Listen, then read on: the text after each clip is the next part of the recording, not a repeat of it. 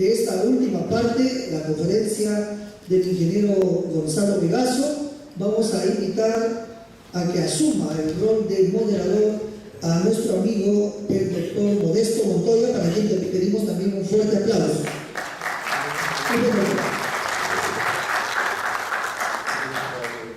Sí.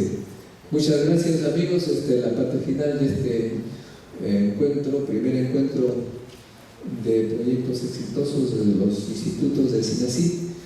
Se trata de tener ahora un contacto con la vida real, la empresa, que es la que genera beneficios económicos, beneficios sociales, aplicando los conocimientos científicos y tecnológicos.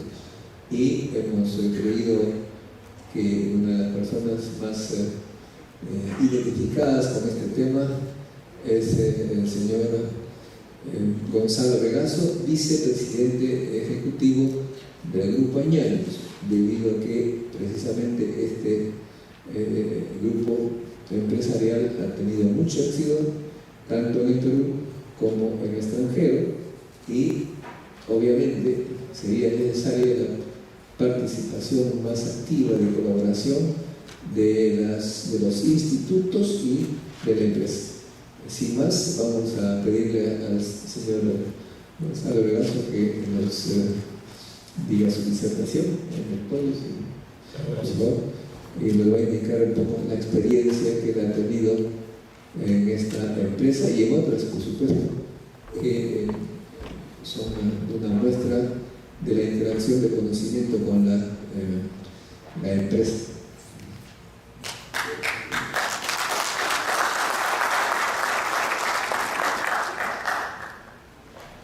Estimado Modesto, muchísimas gracias por tus palabras.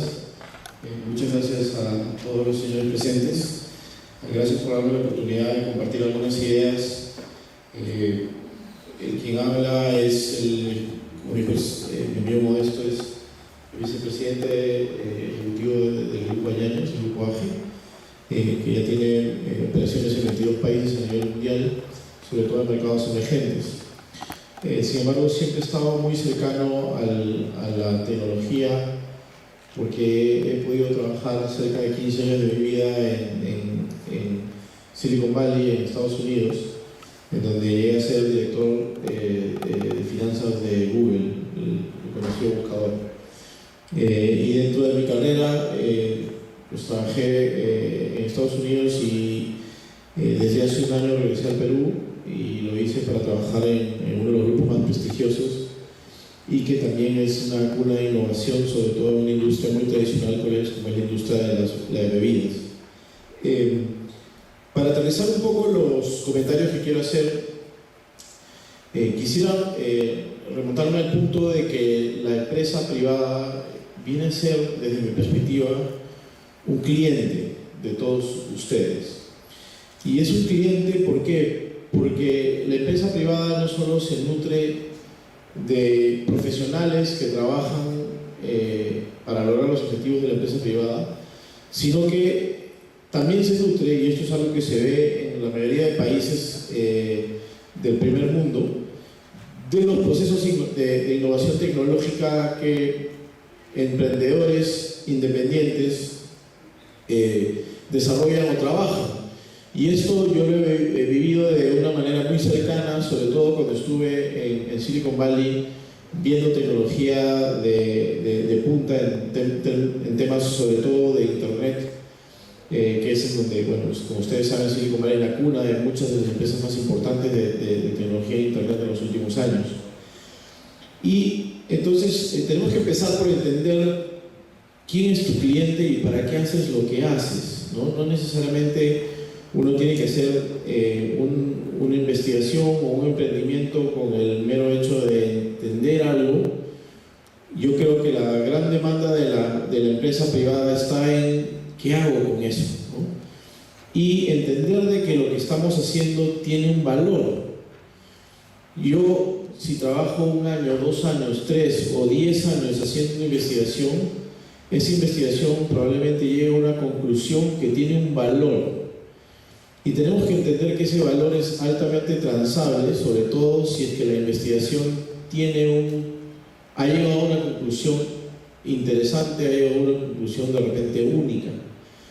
Y existe, sobre todo en este mundo al que me quiero referir mucho, que es el mundo de Silicon Valley, mecanismos simples por los cuales uno puede transar estas investigaciones, aun cuando se pueden hacer dentro de un claustro universitario o dentro de una entidad que tiene regímenes muy duros de control de la propiedad intelectual que se ha generado, ¿no?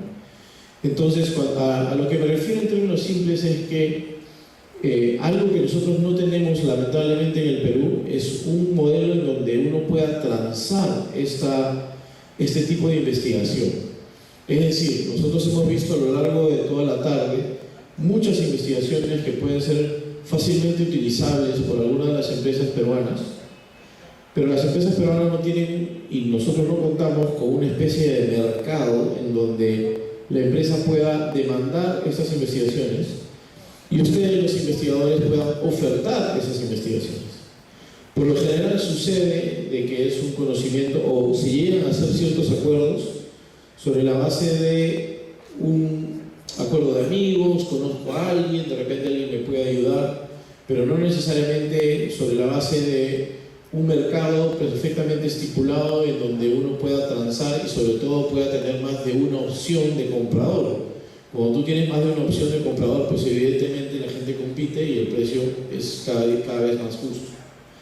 Entonces, yo pensaba en estas ideas cuando Modesto me pide que converse con ustedes sobre este tema, pero quise llevar aún más la reflexión hacia no solamente lo que hacemos como investigadores o como empresa privada, sino cuál es el rol que tenemos como entidades que finalmente estamos muy relacionadas al gobierno o a las entidades estatales. Y yo quiero llevar esta discusión a un nivel un poco más alto en el sentido de que creo que es nuestra labor como empresa privada y como entidades que trabajan con ciencia, con tecnología y sobre todo en manejar innovación, el generar tres cosas sobre todo. Y tres cosas que espero que sean parte de la agenda de alguien, porque yo veo que existe la agenda de algunos, pero debería ser una agenda concertada, sobre todo en el gobierno peruano. El primer punto es que debemos de lograr tener un gobierno digital. Nosotros tenemos un gobierno que hace las cosas bien, hace las cosas mal, hace cosas, a veces no hace cosas, pero debemos de buscar tener un gobierno digital. Y voy a empezar a desarrollar esta idea luego de que les cuente un poco cuáles son las otras dos. El segundo es un punto en donde no solamente tengamos un gobierno digital, sino también tengamos una agenda digital. ¿Cuáles son las cosas que tengo que hacer como país para que primero logre tener un gobierno digital y segundo, para que mis ciudadanos sean unos ciudadanos digitales? ¿Okay? Y por último, yo creo que es súper importante trabajar juntos para que tengamos también un desarrollo de un ecosistema de emprendimiento, un ecosistema como el de Silicon Valley. Esas son las tres cosas que yo quiero desarrollar con ustedes y que me permito ahora empezar a detallar. El primer punto que les he compartido es el punto del gobierno digital. ¿Qué implica el gobierno digital? Implica hacer que el gobierno en general abra las puertas a lo que la empresa privada y que muchas personas ya tomaron como el día a día, lo que es hacer que todas sus transacciones sean digitales. Por ejemplo, hacer que la data que se genera a nivel de gobierno en todas las diferentes entidades de gobierno, todas las que uno se puede imaginar, sea perfectamente susceptible de ser ordenada y lo más importante, de que el ciudadano común, como son ustedes, como soy yo, pueda utilizarla y pueda tomar una decisión sobre la base de esa data. Esa es data que es generada por instituciones públicas, que es data que me pertenece a mí, como le pertenece a ustedes, al ser ciudadanos de este país. Sin embargo, cuando uno se acerca a muchos institutos, a muchas entidades generadoras de data, la data por lo general está cerrada. La data por lo general es data que no puedo acceder por lo general es data que a veces no sé a quién pedir, y ustedes de repente la pueden vivir más que yo al ser muchos de ustedes investigadores, en donde quieren recurrir a data y casi la data es a veces existente pero no sé dónde está, o a veces inexistente y no sé cómo la puedo empezar a trabajar, ¿no? Entonces tenemos que empezar a entender que un gobierno digital es un gobierno que toda la data que genera la puede empezar a compartir. Un segundo punto que también quiero explicar es que tenemos que reconocer que mucha de la data que podemos generar a nivel de gobierno puede ser, y que también hay data que es relevante. No trabajemos data por tener data, tenemos que trabajar data porque se tiene que tener a mano la data relevante y no tan a mano, o de repente no tener la prioridad en tener la data no tan relevante. Entonces tenemos que empezar a priorizar. ¿Qué es lo importante acá? Es data económica, es data de climas, es data de temas de clima, temas de salud. ¿Qué data necesito para tomar decisiones relevantes para que el gobierno esté mejor administrado? Entonces, lo importante es que también el gobierno se tiene que dar cuenta de que esta data, al ser susceptible de ser compartida, se pueda compartir no solo a través de una web, sino que se pueda compartir a través de cualquier otro artículo que uno pueda tener para procesar esa data. ¿A qué me refiero? Yo quisiera tener a través de mi teléfono la oportunidad de entrar a una página web en donde pueda ver la data del Ministerio de Salud sin ningún problema. Eso suena a veces hasta ciertamente utópico, ¿no? Pero tenemos que empezar a soñar. O sea, si nadie tiene esa visión de lo que queremos tener en el gobierno, pues nadie la va a trabajar. ¿Ok? Y estas son cosas que en el mundo ya existen. El gobierno de la Gran Bretaña ya tiene toda una base de datos centralizada en donde confluye toda la data que se genera a nivel de todos sus organismos gubernamentales y que es perfectamente buscable o, digamos, se puede hacer minería de datos y lo puede hacer cualquier persona que tenga acceso a un teléfono o a una computadora. O sea, inclusive han llegado a generar aplicaciones para que esta data sea susceptible de analizarse a través de un celular. Y eso pues suena a veces muy utópico en el Perú y muy difícil de alcanzar, pero tenemos que empezar a soñar, como dije, ¿no? Entonces tenemos que crear una plataforma que permita que estos servicios digitales empiecen a ser manejados, a ser difundidos y sobre todo a ser entregados a personas como ustedes, como yo. Yo creo que es importante entender de que en un gobierno digital el gobierno empieza a absorber prácticas digitales que normalmente uno ve en empresas privadas. Por ejemplo, hacer compras de manera digital, ¿no? ¿Cómo puedo hacer yo que el gobierno sea mucho más transparente en sus compras? ¿Cómo puedo hacer yo que el gobierno sea más transparente en qué proveedores tiene? Porque la típica nuestra es que encontramos a través de los programas de noticias de los domingos que un proveedor que tiene solamente 3 días de creado se gana una buena pro de miles de millones de dólares, ¿no? Entonces, es toda una política para hacer al Estado más transparente y crear plataformas para que esa transparencia llegue a todos los peruanos y entender sobre todo de que existe un consumidor de esa data y entender cómo es que quiero poner esa data para que ese consumidor pueda tomar decisiones. Por último, en el gobierno digital también tenemos que empezar a entender cuáles son las métricas que quiero tener yo para que el gobierno pueda ser cada día más eficiente. Es muy claro, y esto existe en todos los libros, sobre todo de gerencia, en donde te dicen, tú no puedes manejar o controlar o administrar algo que no puedes medir. Porque yo no le puedo decir a nadie, estoy mejor, si no tengo cómo demostrarte que lo he medido y que antes estaba peor de lo que estoy ahora, o de mejor de lo que estoy ahora. En el caso del gobierno creo que existe una necesidad infinita de tener métricas para entender que un ministro está haciendo la labor bien o que un concejal está haciendo la labor mal o que alguien relacionado a una institución lo está haciendo adecuadamente, porque no existen métricas. Nadie se ha tomado el tiempo de diseñar una red de métricas que permita a la gente evaluar de forma, pura y dura, la data es pura y dura y la data habla por sí sola que hay algo que está bien o que hay algo que está mal.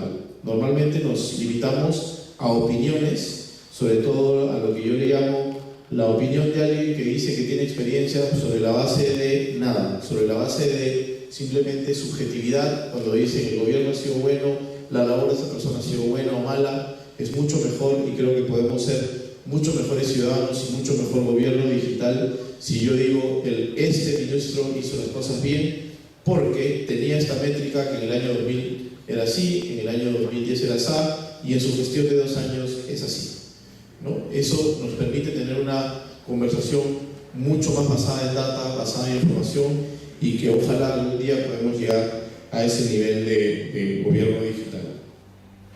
El segundo punto que quiero desarrollar es el punto de la agenda digital, ¿no? Y la agenda digital son temas que, bueno, como esto y yo siempre conversamos, sobre todo dentro de la base del debate que se generó y que se sigue conversando, sobre todo si hay necesidad de un Ministerio de Tecnología o no. A mí, yo creo que eso es algo que vamos a seguir debatiendo, pero en todo caso lo que para mí está claro es qué deberíamos poner en la agenda. Y que creo que tanto la empresa privada como entidades como las que ustedes representan tienen que trabajar en conjunto para que esa agenda se empiece a ejecutar. Para mí lo primero que tenemos que poner es el hecho de que tenemos que dar acceso robusto a Internet de alta velocidad a todos los peruanos.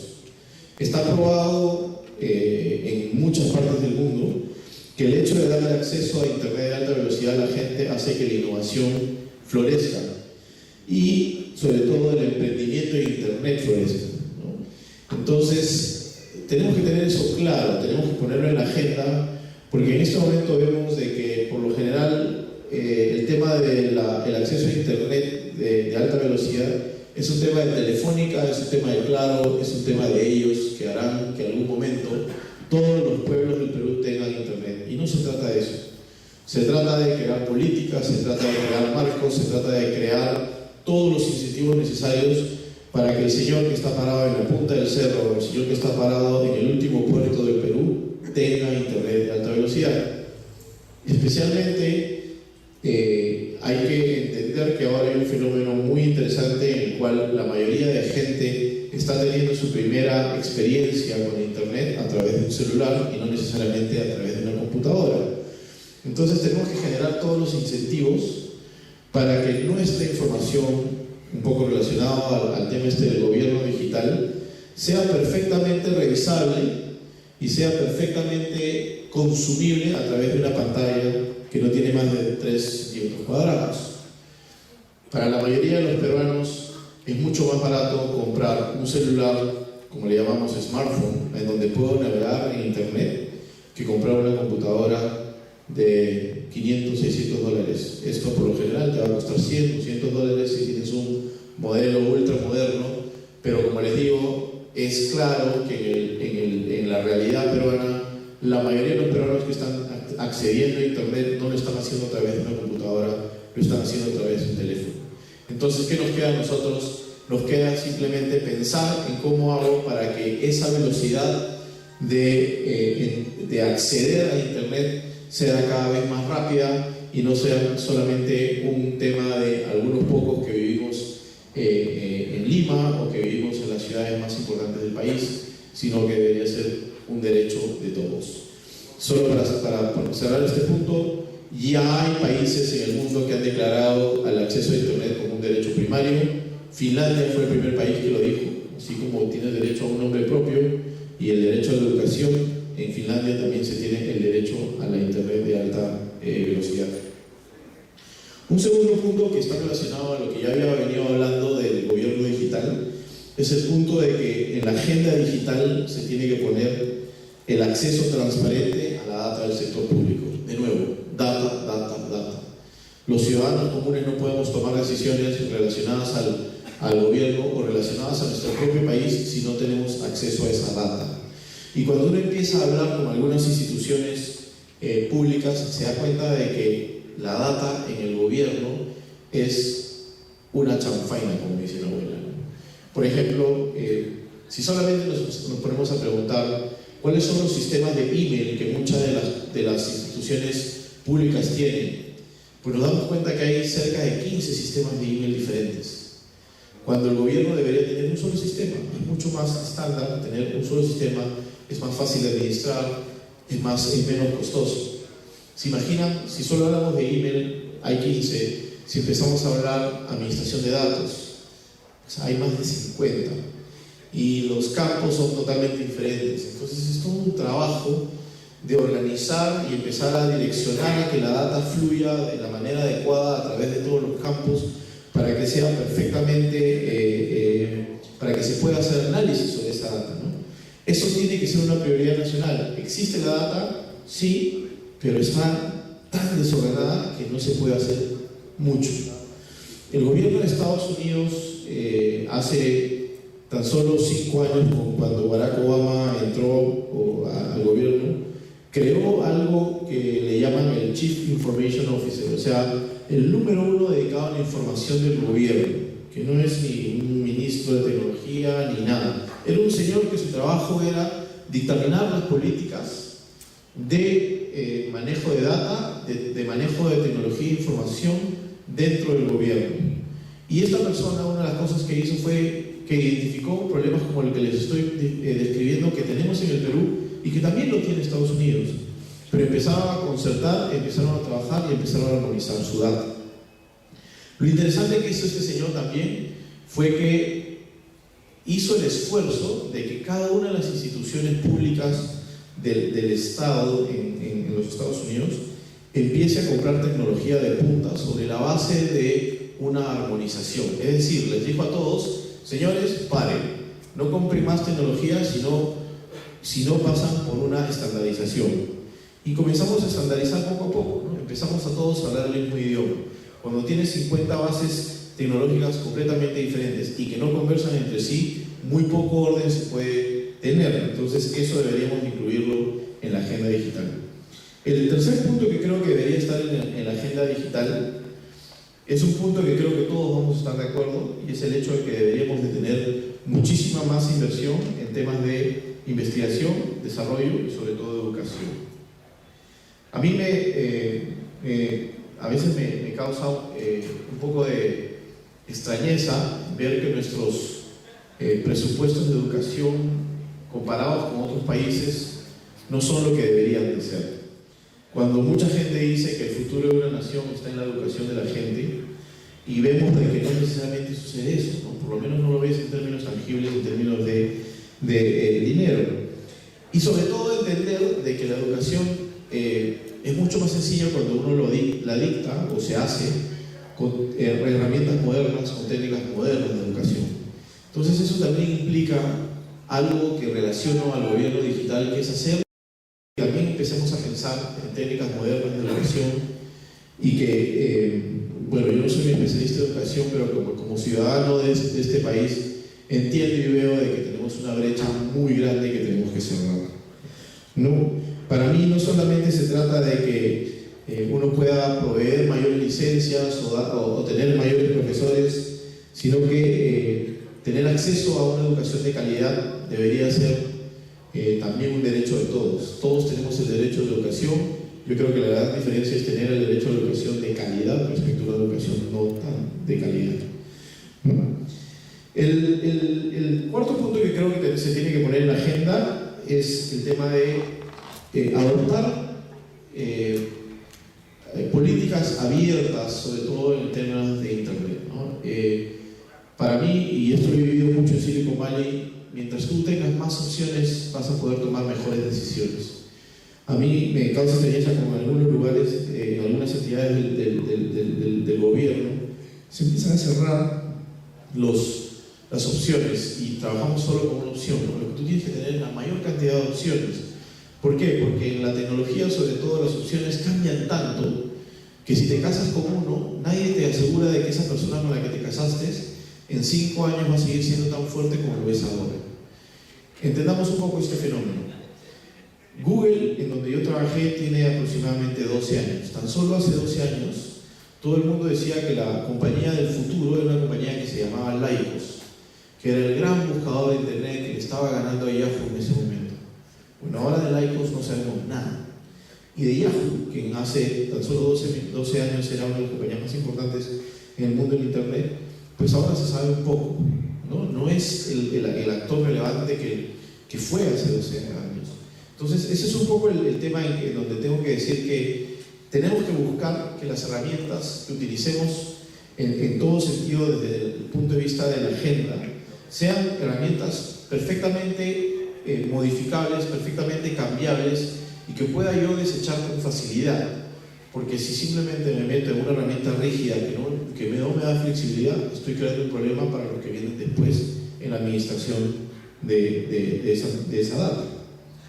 Y el quinto punto que quiero tocar de la agenda, yo creo que es el punto de liderazgo. Estamos los ciudadanos de este país un poco cansados de ver de que no se toma liderazgo, que se debate y se debate y se debate y no se ejecuta. En la empresa privada se debate, sí, pero no me demoro un año debatiendo, tomo decisiones lo más rápido posible.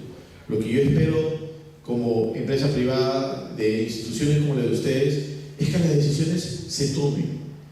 Sea buena o sea mala, se tiene que tomar la decisión, tienes que tomar un riesgo, tienes que tomar una decisión.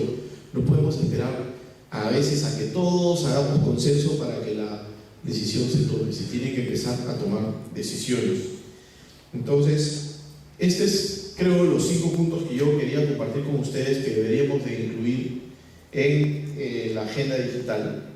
Y por último, el tercer punto de los que quería compartir era la creación o el robustecimiento de un marco, un ecosistema, le llamo yo, que ayude a que el emprendimiento florezca, ¿no? Y esto lo puedo ver desde el punto de vista de qué fue lo que hizo que Silicon Valley sea Silicon Valley, ¿no? Nosotros nos podemos remontar al año 57 en Estados Unidos. Silicon Valley queda cerca de Palo Alto, esto es por la ciudad de San Francisco. En los años 60, inicios de los 60, a los últimos años de los 50, hubo un señor que se llamaba Shockley, William Shockley. Él creó una empresa que se llamaba Shockley Semiconductors. Este señor creó el transistor, ¿no? Y por eso se ganó un Nobel, el Nobel de Física. Él crea esta empresa y en esta empresa empieza a reclutar a gente muy valiosa. Y dentro de este reclutamiento trabajaron con él muchas personas que luego pasaron a crear otras empresas importantes relacionadas a esta empresa, Shockley Semiconductors. Dentro de estas personas importantes estuvo Gordon Moore y Robert Noyce, que fueron personas que trabajaron para Shockley. Estas dos personas, luego de unos 15 años de trabajar con Shockley, fundaron Intel. De hecho, Gordon Moore fue el CEO de Intel por muchísimos años. Y también en Shockley trabajó un señor que se llama Eugene Kleiner, ¿no? Eugene Kleiner fundó una compañía de capital de riesgo que se llama Kleiner Perkins. 40 años después de que estas dos compañías se fundaron, tanto Intel como Kleiner Perkins, es importante mencionar que Kleiner Perkins, como compañía de capital de riesgo, fueron uno de los primeros inversionistas en Google. Y el socio responsable de manejar esa inversión fue John Doerr. John Doerr llega a Silicon Valley en el año 74 a trabajar para Intel. Entonces, lo que quiero que entiendan ustedes es el hecho de que se empieza a crear un ecosistema en donde todos los puntos se empiezan a alinear, ¿no? Se empiezan a alinear los planetas. Este es un señor que trae una compañía a Silicon Valley, trae gente muy talentosa a trabajar con él. Esta gente muy talentosa luego crea otras empresas que a su vez empiezan a generar nuevas empresas, y lo traigo a 40 años después, en donde estas empresas que se generaron hace 40 años tienen relevancia en empresas que ahora son de las más grandes en Silicon Valley. ¿Con esto qué estoy diciendo? Con esto estoy diciendo que este proceso es un proceso lento. Y normalmente, ¿qué es lo que pasa en Silicon Valley? ¿Por qué Silicon Valley es tan importante? no solamente porque se tiene esta gente tan valiosa, que son los emprendedores, que para mí es lo principal de ese ecosistema, sino que también se tiene gente con plata, porque la gente con plata es la gente que invierte en esas empresas. ¿Y qué es lo que pasa en el Perú? Solamente para hacer un paralelo. Lo que pasa en el Perú es que hay mucha gente que tiene el bichito del emprendimiento y tiene las ganas de emprender algo, pero emprende cosas que no necesariamente crean valor. Entonces, por lo general le decimos, el peruano es un emprendedor, y lo decimos en la forma en que le llamamos emprendedor al señor que vende chicles en la esquina porque tomó la iniciativa de vender chicles y luego hizo algo más. Y también le llamamos emprendedor, lo estoy diciendo con el mayor de los respetos, no estoy tratando de poner para nada diferencias acá, sino que también le llamamos emprendedor a la persona que ha hecho investigación científica por 15 años y encontró algo que luego se lo puede vender o generar una empresa. Los metemos a todos en el mismo saco, lamentablemente. Y yo creo que lo que tenemos que hacer es diferenciar al emprendedor que crea valor muy rápidamente, y eso se lo podemos dar a la empresa privada. La empresa privada, a través de su capital, puede identificar claramente cuál es el emprendedor que genera valor y empezar a fondear ese emprendimiento. Eso no lo tenemos en el Perú. En muchos países del primer mundo existe toda una industria del fondeo muy sofisticado de empresas pequeñas, empresas que recién se inician. Esta es la industria que se llama la industria de capital semilla. Luego de que un emprendedor tiene una idea y recibe capital semilla, sigue generando su empresa, sigue haciendo crecer la empresa, y luego llega a los capitales, a los fondos de capital de riesgo, que son mucho más grandes, donde también le siguen metiendo plata y la empresa sigue creciendo. Y por lo general llega un momento en el cual una gran empresa como Google compra esa empresita que ha surgido de esa manera a través del capital semilla y a través de los fondos de capital de riesgo, ¿no? Entonces, en el Perú no tenemos ni los fondos de capital de riesgo, tenemos algunos fondos de capital semilla, o algunos de ellos trabajan sobre todo a nivel de comprar empresas por completo y no hacer inversiones poco a poco. Y por lo general los emprendedores no saben a dónde ir para buscar dinero, ¿no? Y también vemos entidades como las que ustedes representan que a veces dan ese dinero, pero lo que yo veo es que no se hace un seguimiento exhaustivo de qué es lo que hace el emprendedor con ese dinero que ha recibido. Y sobre todo, que el emprendedor recibe un dinero por una primera vez, se acaba el dinero y no hay la oportunidad de tener una segunda vez. Porque no estamos hablando de un análisis sofisticado de valoración de ese emprendimiento. Por lo general, ¿qué es lo que pasa? Cuando una empresa se inicia un plan de negocio, por ejemplo, vale cero. El emprendedor empieza a trabajar, empieza a utilizar el dinero que ha podido recibir a través de capital semilla y logra ciertos hitos. Por ejemplo, lanzar mi producto, generar clientes en Lima, generar clientes en Cusco, generar clientes en Arequipa. Esa generación de hitos hace que la empresa empiece a valer más. Entonces, el siguiente fondeo ya se hace con una empresa que vale más. Ya no solamente es entregar la plata por entregar, por regalártela, por darte lo que se llama un grant. Te tengo que entregar la plata para que te cueste y tengo que manejarla de una manera más sofisticada y pedirle al emprendedor que me dé cuentas de qué es lo que hizo con la plata, ¿no? Eso es algo que se hace por lo general en la empresa privada, porque ahí el dinero se tiene que estirar como chicle, y que esperamos también de que se pueda hacer de una manera más profesional en las actividades a las que ustedes representan. Y yo vengo acá a decirles cuál es mi perspectiva, y creo que todavía nos falta aprender a administrar esos fondos, porque se generan empresas muy interesantes, se generan investigaciones muy interesantes, pero se quedan en eso, en investigaciones interesantes. No se llega a tener empresas, no se llega a vender eso a alguien. Ese debería ser el objetivo mayor, que esa generación de ideas, que esa generación de una investigación llegue a ser vendida a alguien y que se genere 1 millón, 2 millones, 50 millones de dólares para que esa plata pueda volver a ser fondeada y poder ser administrada con otros emprendimientos más. Para terminar, todas estas reflexiones que estoy compartiendo con ustedes, creo que se enmarcan dentro de lo que en AGE nosotros vemos como las grandes oportunidades que tenemos los peruanos de ser cada día más grandes y hacer que nuestro gobierno sea cada vez más eficiente. Quiero compartir con ustedes una frase que nosotros en AGE tenemos muy interiorizada, que los señores añaños la ven siempre y que creo que puede darles un poco de inspiración al gran reto que tenemos como instituciones y sobre todo como gobierno de hacer las cosas bien. Esta es una frase de una conversación privada que tuvo Albert Einstein y que les paso a comentar. Einstein dijo: no pretendamos que las cosas cambien si siempre hacemos lo mismo. La crisis es la mejor bendición que puede sucederle a personas y países, porque la crisis trae progresos.